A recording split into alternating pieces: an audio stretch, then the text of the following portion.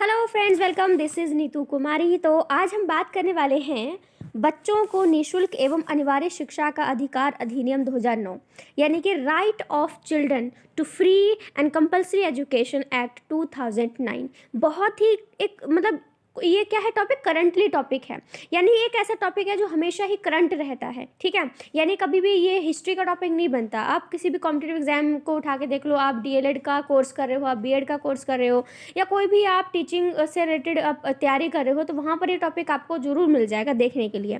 तो इस टॉपिक के बारे में हम बात करने वाले हैं कि इस टॉपिक जो हमारा ये अधिनियम बनाया गया था, तो इसको क्यों बनाया गया था और इसमें क्या क्या ऐड किया गया था। तो चलिए शुरू करते हैं। ठीक है, सबसे पहले हम बात करेंगे, देखो इसमें लिखा बहुत सारा है, लेकिन मैं आपको सिर्फ उतना ही पढ़ाऊंगी इसमें से जितना ज़रूरी होगा। ठीक है, बाकी सारी जो लाइनें हैं आपको पढ़ने की ज़रूरत नहीं है।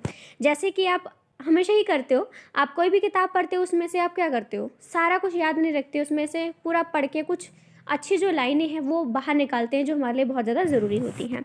ठीक है, सबसे पहले हम बात करते हैं इसमें कि यहाँ से शुरू करेंगे। ठीक है, यहाँ से, ठीक है, प्राथमिक शिक्षा जो है, यहाँ से हम इस टॉपिक की शुरुआत करेंगे कि प्राथमिक शिक्षा के सर्वव्यापीकरण और सार्वभौमिकरण के उद्देश्य से भारत में 1950 में जब संविधान हमारा लागू हुआ था, तो उस समय धारा 45 बनाई थी। ठीक है, 1950 में धारा 45 बनाई थी, जहाँ पर उन्होंने कहा था कि 14 साल तक के जो बच्चे हैं, ठीक है, याद रखना कि 14 साल तक के जो बच्चे हैं उनको निःशुल्क और अनिवार्य जो शिक्षा है वो दी जाएगी। ठीक है, लेकिन उसके बाद दिसंबर 2002 में उन्होंने क्या किया, एक 86वां यानी कि इसको पता नहीं क्या बोलते हैं, 46 नहीं 46 आई डोंट नो क्या बोलते हैं। ठीक है, तो इसको 86वां जो है संविधान का संशोधन किया गया था, जिसके बाद जो है उन्होंने जो अनुच्छेद 21A है उसको जोड़ा। अब इसके अकॉर्डिंग इन्होंने क्या बोला, इन्होंने बोला कि 6 से 14 वर्ष के जो बच्चे हैं उनको निःशुल्क और अनिवार्य शिक्षा दी जाएगी। यहाँ पे डिफरेंस क्या है, डिफरेंस ये है कि जब हम 1950 की बात करते हैं, ठीक है, जब हम 1950 की बात करते हैं, ओके, बैक कैसे होगा, इसको साइड करना पड़ेगा। ठीक है, जब हम 1950 की बात करते हैं ना, तो यहाँ पर उन्होंने बोला कि 14 वर्ष तक के जो बच्चे हैं, यानी कि पैदा होने के बाद या जब से उनकी एजुकेशन स्टार्ट होती है तब से जो है उनको, जब तक वो 14 साल के नहीं हो जाते, उनको free and compulsory education provide की जाएगी। ठीक है, लेकिन जब हमने अनुच्छेद 21A को जोड़ा तो हमने बोला कि हम 6 से 14 वर्ष तक के जो बच्चे होंगे, 6 वर्ष से 14 साल तक के जो बच्चे होंगे उनको free and compulsory education provide करेंगे। ठीक है, इसलिए इसको बनाया गया था। और बनाने का मेन रीज़न इसका सिर्फ यही था कि एजुकेशन सिस्टम जो था वो इतना ज़्यादा अच्छा नहीं चल रहा था। आपको पता है कि समय समय पर हम क्या करते हैं, हम न्यू न्यू एजुकेशन पॉलिसीज़ बनाते रहते हैं, ताकि जो एजुकेशन में हमारे समाज जब बदल रहा है तो उसके साथ साथ कुछ ज़रूरतें भी हमारी आती जाती हैं। तो एजुकेशन के एरिया में भी ऑफकोर्स ऐसा ही होगा, तो इसलिए हम जो है इस तरह के जो अधिनियम है वो बनाते रहते हैं। तो यहाँ पे लिखा है कि उपरोक्त धारा के प्रकाश में केंद्रीय सरकार ने शिक्षा का अधिकार बिल संसद में प्रस्तुत किया, जिन पर दोनों सदनों की अनुमति के बाद 26 अगस्त 2009 को राष्ट्रपति ने इस बिल जो है उस पर हस्ताक्षर कर दिए, और ये जो एक्ट था बन गया, जिसका नाम हमारा रखा गया right of children to free and compulsory education. यानी कि अगर ये सवाल पूछा जाता है कि ये एक्ट कब बनकर पूरी तरह से तैयार हो गया था, तो ये 26 अगस्त 2009 को बनकर तैयार हो गया था। क्यों? क्योंकि इस दिन जो राष्ट्रपति थे, ठीक है, उन्होंने भी इस पर अपने साइन कर दिए थे। लेकिन उससे पहले जो हमारे दोनों सदन हैं, लोकसभा और राज्यसभा, उनके सदस्यों ने भी इस पर साइन किए थे, और लास्ट में जाकर हमारे राष्ट्रपति जी ने भी साइन कर दिया, और उसके बाद जाके ये जो अधिनियम था ये एक्ट बन गया। ठीक है, और इसका नाम रखा गया right of children to free and compulsory education. Okay, चलिए हम अब आगे बढ़ते हैं। अब हम बात करेंगे इसके फीचर्स के बारे में कि जो हमने शिक्षा का अधिकार अधिनियम बनाया है इसके कौन कौन से फीचर्स हैं जो हमारे सामने आते हैं। सबसे पहले हमारा जो पॉइंट आता है वो है निःशुल्क और अनिवार्य शिक्षा का अधिकार, क्योंकि ये तो आना ही चाहिए, क्योंकि हमने इसी चीज़ को, इसी मुद्दे को तो हमने सामने रखकर इसको एक्ट को बनाया है। तो सबसे पहला पॉइंट हमारा यही होगा। यहाँ पर इस वीडियो में इसकी जो फीचर्स हैं उससे रिलेटेड मैं आपको पूरे 13 पॉइंट्स देने वाली हूँ। 13 पॉइंट में से आपको पूरे के पूरे 13 पॉइंट्स याद करने की ज़रूरत नहीं है। आपने इन 13 पॉइंट्स में से कम 10 ऐसे पॉइंट याद रखने हैं जो आपको आसानी से याद हो जाएंगे। वैल्यू सभी पॉइंटों की है ऑफकोर्स, ठीक है, लेकिन जो आपको आसानी से याद आ जाएंगे आप उन्हीं को याद रखिएगा। सबसे पहला जो हमारे पास पॉइंट है वो है निःशुल्क एवं अनिवार्य शिक्षा। तो ये तो हम पहले भी पढ़ चुके हैं कि इसमें कहा गया है कि हम 6 से 14 वर्ष तक के जो बच्चे हैं उनको फ्री एंड कंपलसरी एजुकेशन जो है वो प्रोवाइड करेंगे। और ये चैप्टर 2 की धारा 2 में, ठीक है, धारा 2 में कहा है कि विद्यार्थी की जो अनिवार्य शिक्षा है पूर्णतः निःशुल्क होगी और उससे किसी भी प्रकार का कोई भी शुल्क नहीं लिया जाएगा। ठीक है, मतलब कहने का ये है कि जो भी बच्चा पढ़ने के लिए स्कूल में आएगा उससे कोई भी पैसा नहीं लिया जाएगा, क्योंकि बहुत सारे ऐसे स्कूल आपने देखे होंगे जहाँ पर एडमिशन के टाइम पे जो है बच्चों से पैसे लिए जाते हैं, है ना। तो यहाँ पे बोला गया है कि आपको बच्चों के एडमिशन के टाइम पे कोई भी पैसा नहीं देना पड़ेगा और आप जो है आराम से बच्चे को पढ़ा सकते हैं।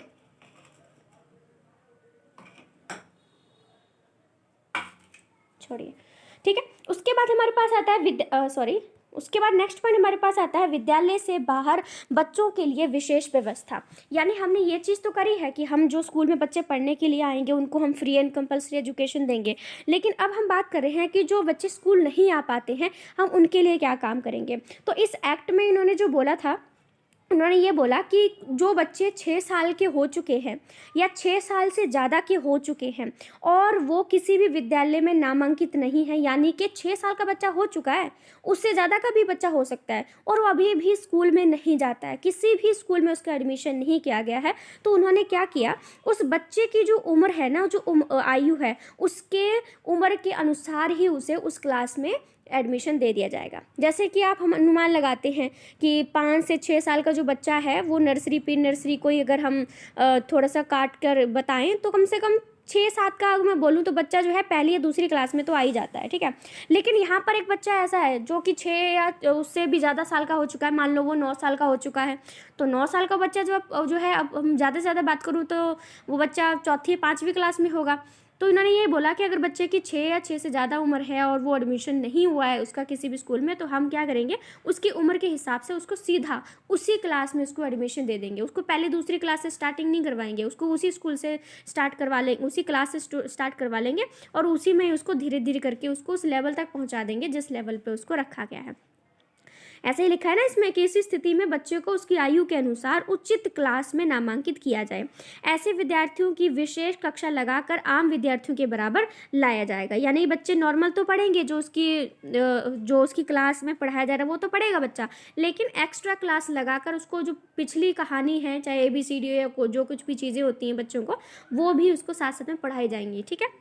उसके बाद नेक्स्ट पॉइंट हमारे पास आता है अन्य विद्यालय में स्थानांतरण का अधिकार। यानी कि कोई ऐसा बच्चा है जो एक स्कूल से दूसरे स्कूल में जाना चाहता है तो कोई भी स्कूल या कोई भी शिक्षक उसको मना नहीं कर सकता। ये चैप्टर 2 की धारा 5(1) में कहा गया है, ठीक है। उन्होंने बोला है इस बात की व्यवस्था करती है कि ऐसा विद्यालय जहां प्राथमिक शिक्षा पूर्ण करने के उचित प्रबंध ना होने पर विद्यार्थी को यह अधिकार होगा कि वो अपना ट्रांसफ़र किसी और विद्यालय में करवा सकता है।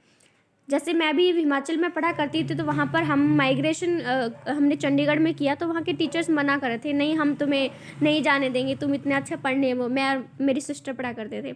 तो यहाँ पर उन्होंने ये बोल दिया है कि अगर कोई बच्चा उसको लगता है कि मेरा स्कूल में बिल्कुल भी ठीक नहीं चल रहा है, मैं स्कूल में नहीं पढ़ सकता, यहाँ की क्वालिटी अच्छी नहीं है एजुकेशन की जो भी है, तो बच्चा जो है ट्रांसफ़र अपना करवा सकता है और कोई उसे मना नहीं कर सकता। ओके, उसके बाद है हमारा धारा 5 जो 3 है उसके अधीन कहा है कि यदि विद्यार्थी स्थानांतरण प्रमाण पत्र की मांग करता है तो विद्यालय के प्रमुख को उसका जो ट्रांसफ़र प्रमाण पत्र होता है वो तुरंत जारी करना पड़ेगा।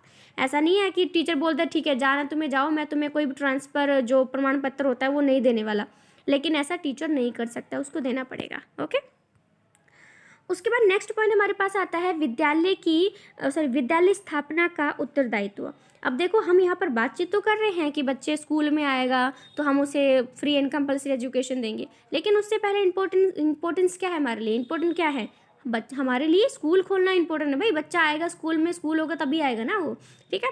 तो ये जो धारा 6 है उसमें कहा है कि यह व्यवस्था की गई है कि उन क्षेत्रों में जहां विद्यालय की व्यवस्था नहीं है, अधिनियम लागू होने के 3 साल के अंदर अंदर ही वहां पर हमें सरकारी स्कूल या जो भी बनाना पड़ेगा। ठीक है, उन्होंने सीधा बोल दिया है कि जिन भी क्षेत्रों में स्कूल नहीं है, अब हमने ये अधिनियम बना दिया है जहाँ पे बच्चों को फ्री एंड कंपल्सरी एजुकेशन मिलेगी, और जिन भी क्षेत्रों में स्कूल नहीं बनाया गया है उनमें हमें पूरे 3 साल के अंदर अंदर स्कूल बना के खड़ा कर देना है ताकि वहाँ पे बच्चा पढ़ने आ सके। ओके, उसके बाद हमारे पास आता है वित्तीय तथा अन्य उत्तरदायित्व। अब देखिए, हमने बच्चे भी तैयार कर लिए, स्कूल भी तैयार कर लिया, अब स्कूल को चलाने के लिए हमें पैसे भी तो चाहिए। कितना कुछ होता है स्कूल में, ऐसा नहीं है कि स्कूल का एक ढांचा तैयार हो गया, स्कूल के अंदर कितनी सारी चीज़ें होती हैं। और हम तो यहाँ पे बात भी फ्री एंड कंपल्सरी एजुकेशन की कर रहे हैं, जहाँ पर बच्चों को स्कूल में मिड डे मील दिया जाएगा, स्कूल वाले ही उनको वर्दी देंगे, किताबें देंगे, जूते जुराबे देंगे, उनको सारी चीज़ें मुहैया करवाएंगे। तो ये सब चीज़ें लाने के लिए स्कूल के पास भी तो वित्तीय अनुदान होना चाहिए ना। ठीक है, तो ये लिखा है कि धारा 7A के अनुसार कहा गया है कि केंद्रीय और राज्य सरकारें इस अधिनियम की पूर्ति के लिए मिलकर जो फंड है उसकी स्थापना करेंगी। यानी कि जो स्कूल को चलाने के लिए स्कूल में जो ज़रूरत के सामान है, जैसे फर्नीचर है, डेस्क है, ब्लैक बोर्ड है, पानी की फैसिलिटी है, बाथरूम वगैरह बनवाना, बच्चों के लिए वॉशरूम वगैरह बनवाना, ये सारी चीज़ें जो है वो केंद्र सरकार और राज्य सरकार दोनों मिलकर जो है पैसे का बंटवारा करेंगी, और दोनों बराबर जो है वो इकट्ठे करेंगी पैसे और फिर स्कूल को देंगे, और फिर स्कूल में सारी चीज़ें मुहैया करवाई जाएंगी। ठीक है, मैं आपको पहले बता चुकी हूँ कि हमें सारा कुछ नहीं रीड करना है, इस पॉइंट में आप सिर्फ इतनी ही लाइनों को लिखेंगे और कुछ नहीं करेंगे। उसके बाद नेक्स्ट पॉइंट है सरकार का उत्तरदायित्व। अब देखते हैं कि गवर्नमेंट का कौन कौन सा उत्तरदायित्व है। ठीक है, तो सरकार का ये उत्तरदायित्व होगा कि प्रत्येक बच्चे को निःशुल्क और अनिवार्य प्राथमिक शिक्षा प्राप्त हो। इसके अतिरिक्त अनिवार्य नामांकन उपस्थिति या 6 से 14 वर्ष तक की प्राथमिक शिक्षा की पूर्ति इसमें शामिल की गई हो। ठीक है, सरकार का ये भी कर्तव्य होगा कि कमज़ोर और अन्य वर्गों के बच्चों के साथ किसी भी प्रकार का भेदभाव ना किया जाए। ऐसा ना हो कि बच्चा जो है वो, उसके पेरेंट्स स्कूल में बच्चे को भेज रहे हैं और उसके साथ भेदभाव किया जा रहा है कि तू काला है, गोरा है, नीची जाति का है, या तेरे को हम ये फैसिलिटी नहीं देंगे, हम अमीरों को फैसिलिटी देंगे, हम गरीबों को नहीं देंगे, या तू एक आंख से देख नहीं सकता है, या कुछ भी हो सकता है। ठीक है, भेदभाव करने के तो रीज़न हम वैसे ही ढूंढ लेते हैं। ठीक है, तो यहाँ पर ये चीज़ भी कही है कि बच्चा अगर स्कूल में आता है तो उसको पूरा सुरक्षित महसूस करवाया जाएगा, उसके साथ कोई भी किसी भी प्रकार का भेदभाव उसके साथ नहीं किया जाएगा। ठीक है, उसके बाद है स्थानीय अधिकारी के उत्तरदायित्व। क्योंकि अब ऐसा तो नहीं है कि अगर हमारे केंद्र सरकार में मोदी जी प्रधानमंत्री हैं तो वो हर स्कूल में आके खुद ही अपने पैरों से चल की सारी चीज़ें प्रबंध देख के जाएंगे। गवर्नमेंट क्या करती है, वो पैसे देती है और नीचे के लेवल पर बहुत सारे आदमियों को जो है वो लगाया जाता है और वो सारे काम करवाते हैं। ठीक है, पूरी देखभाल करते हैं कि ये चल रहा है कि नहीं चल रहा है। इसलिए जो स्थानीय अधिकारी नियुक्त किए जाते हैं उनके काम क्या होते हैं। स्थानीय अधिकारी राज्य सरकार की सहायता से निःशुल्क एवं अनिवार्य शिक्षा के प्रसार को पूर्ण करेंगी। यह उन क्षेत्रों में विद्यालय की स्थापना करेगी जहां पर कोई भी विद्यालय अभी तक नहीं बना है। ये उन बच्चों का रिकॉर्ड भी रखेगी जिनकी आयु 6 से 14 साल की है। क्योंकि बहुत सारे पेरेंट्स ऐसा बोलते हैं कि हमारा बच्चा जो है वो, मतलब कुछ पेरेंट्स ऐसे होते हैं, गरीब भी हो सकते हैं, भाई रीज़न कोई भी हो सकता है, वो बच्चों को पढ़ाना नहीं चाहते। तो ये चीज़ भी हमने देखनी है कि अगर ये एक गांव है उसमें इतने बच्चे हैं और उसमें से भी कितने बच्चे हैं जो कि 6 से 14 वर्ष तक के हो चुके हैं। ठीक है, तो उनको लेके आना है घर से, पेरेंट्स को बताना है कि ऐसे ऐसे हमने स्कूल खोले हैं, बच्चों के लिए फ्री है सब कुछ, आप बस भेजने का काम करो। तो ये सारा जो काम होगा ना वो स्थानीय अधिकारी करेंगे। स्कूल भी बनवाएंगे क्योंकि पैसे सरकार दे देगी, तो ये स्कूल भी बनवाएंगे, बच्चों का रिकॉर्ड भी रखेंगे। ठीक है, सारा कुछ वो करेंगे। और यह प्रणाली परिवार के बच्चे के नामांकन को वास्तविक बनाएंगी। ऐसा नहीं है कि आपने देखा होगा बहुत सारी पॉलिसीज़ बन जाती हैं लेकिन रियल लाइफ में उसको बिल्कुल भी इम्प्लीमेंट नहीं किया जाता है। तो यहाँ पर ये सरकार ने ये भी किया है कि इसकी देखभाल करनी है कि चल रहा है सब कुछ या नहीं चल रहा है। उसके बाद है अभिभावकों या संरक्षण का कार्य। ठीक है, संरक्षक का कार्य। तो यहाँ पे लिखा है धारा 10 में कहा है कि प्रत्येक अभिभावकों और संरक्षक जो हैं, ठीक है, जो गार्डियन हैं, उनका ये उत्तरदायित्व बनता है कि अब अपने बच्चों को प्राथमिक शिक्षा की प्राप्ति के लिए स्कूल में उनका एडमिशन करवाएं। बहुत सारी ऐसी फैसिलिटीज़ हैं गवर्नमेंट की जो आम लोगों के लिए बनाई गई हैं, लेकिन लोगों को ना ही तो उसके बारे में पता होता है, और पता भी होता है तो वो कहते हैं कि सरकारी काम में बहुत टाइम लगता है, हमारी एक दिन की दिहाड़ी चली जाएगी, तो वो उस फैसिलिटी को लेने के लिए जाते ही नहीं है। इसलिए उन्होंने यहाँ बोला है कि जो पेरेंट्स हैं ना, उनको भी बोला है पेरेंट्स को कि आपका अगर बच्चा है ना 6 से 14 साल का, तो आपने स्कूल में भेजना है, आपकी ये जिम्मेदारी बनती है। हम बच्चों को सब कुछ फ्री देंगे, आपको कुछ नहीं करना, बस बच्चे को भेजना है, ठीक है। क्योंकि अगर पेरेंट्स ही नहीं भेजेंगे तो स्कूल खाली पड़े रहेंगे, आपको कोई मतलब नहीं है, ठीक है। तो पेरेंट्स को भी जाके हमने ये समझाना है कि आपका बच्चा पढ़ना बहुत ज़रूरी है, उसको बेसिक नॉलेज तो दिलवा दीजिए, ठीक है। उसके बाद हमारे पास पॉइंट आता है कि प्री स्कूल एजुकेशन, ठीक है। प्री स्कूल एजुकेशन में है कि प्राथमिक शिक्षा को ठोस आधार देने के उद्देश्य से अध्याय जो 3 है और ब्रैकेट में 11 लिखा है, उसके अनुसार 3 वर्ष की आयु से बच्चों को पूर्व स्कूल शिक्षा प्रदान करना। जब तक बच्चा 6 वर्ष का नहीं हो जाता तब तक उसके आरंभिक बचपन की संभाल करनी, ठीक है। मतलब प्री स्कूल में ये बोला है कि देखो 6 से 14 वर्ष तक के बच्चों को तो हमने पढ़ाना ही है, लेकिन जब बच्चा 3 साल की आयु का हो जाता है तो हमने उसको प्री स्कूल एजुकेशन देनी है। अब प्री स्कूल में हम लोग क्या करते हैं, आंगनवाड़ी हो जाती है, बाल वाटिका हो जाती है, ठीक है। इन सभी चीज़ों में हम बच्चों को भेजना शुरू कर देते हैं, ताकि बच्चा जो है वो ABCD सीखने से पहले बच्चों के साथ बैठना सीख जाए, उसको कुछ बेसिक जो नॉर्मल चीज़ें होती है वो हम बच्चों को सिखा सकते हैं, ठीक है। बच्चा जब स्कूल में बैठना सीख जाता है ना, तो पढ़ना भी सीखना शुरू कर देगा, ठीक है। तो ये चीज़ उन्होंने बोली है। उसके बाद है विद्यालयों के उत्तरदायित्व। अब हमने विद्यालय बना लिए हैं, बच्चे भी आ रहे हैं, पेरेंट्स ने भेज दिए हैं, तो अब विद्यालय क्या काम करेंगे। तो यहाँ पे आता है कि धारा 12A के अनुसार जो विद्यार्थी विद्यालय में दाखिला लेता है उसे निःशुल्क और अनिवार्य शिक्षा प्रदान की जाएगी, ठीक है। 12C में कहा है कि 20% 25% आरक्षण जो है, यानी कि जो रिजर्वेशन है कमज़ोर और पिछड़े वर्गों के बच्चों के लिए केंद्रीय विद्यालय और अन्य सहायता प्राप्त विद्यालयों में उनको दिया जाएगा, ठीक है। क्योंकि जैसे देखो, अगर हम किसी को आरक्षण देते हैं ना, तो ज़रूरी भी हो जाता है आरक्षण। जैसे यहाँ पे कमज़ोर बच्चे जो होते हैं या पिछड़े वर्ग के बच्चे जो होते हैं, उनको देना ज़रूरी है भाई। इसलिए तो हमने इक्विटी का यूज़ करना शुरू किया है। इक्विटी का मतलब होता है कि जिसको ज़रूरत है उसी को ही वो चीज़ मुहैया करवाना।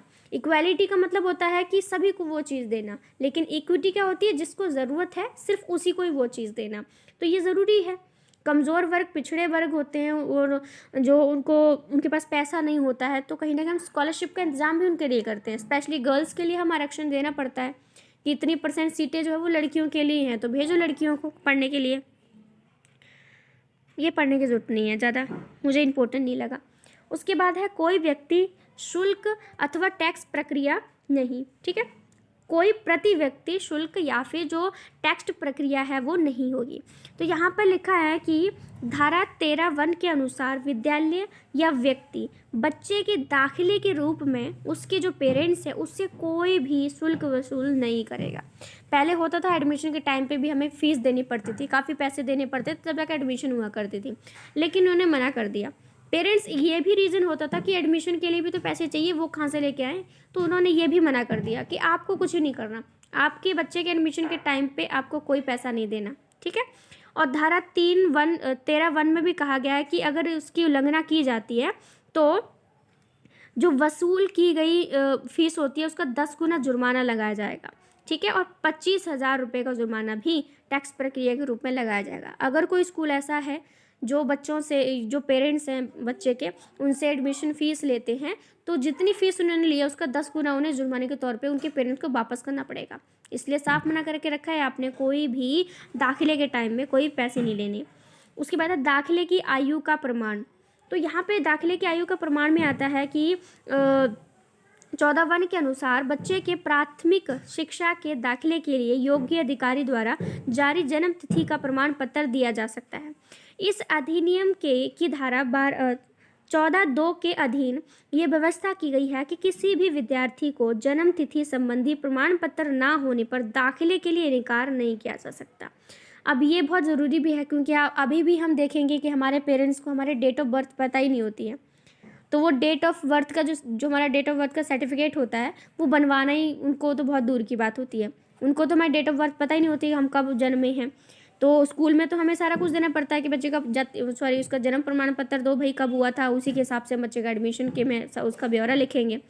तो यहाँ पर ये बोल रखा है अगर किसी पेरेंट्स के पास नहीं है ये चीज़ तो ये मना नहीं कर देना कि बच्चे आपके पास तो इसका जन्म प्रमाण पत्र ही नहीं है, हम इसको दाखिला कैसे दें, ठीक है, इससे पता कैसे चलेगा कितनी उम्र का है कितनी उम्र का नहीं है। तो ये चीज़ भी आपको करने को मना किया गया है।